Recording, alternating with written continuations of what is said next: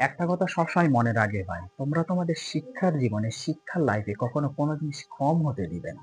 যদি প্রয়োজন বা দরকার হয় তোমরা তোমাদের জুতার ব্যবহারের পরিমাণটাকে কমিয়ে দাও। তোমরা তোমাদের জামা প্যান্টের ব্যবহারের পরিমাণটাকে কমিয়ে দাও।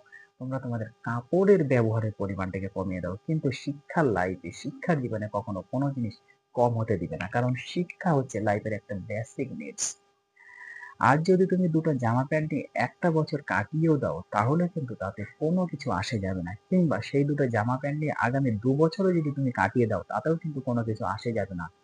কিন্তু তুমি যদি মনে করো যে আগামী ৫ বছর পরে তুমি সেই দুটো জামা প্যান্টই ব্যবহার করতে চাচ্ছ, তাহলে তুমি মনে রাখবে যে তোমার নিজের লাইফে তুমি নিজের সর্বনাশ নিজেই ডেকে নিয়ে আসছো। কারণ কঠোর পরিশ্রম না ছাড়া কখনো সাকসেসফুল পারসন হওয়া যায় না।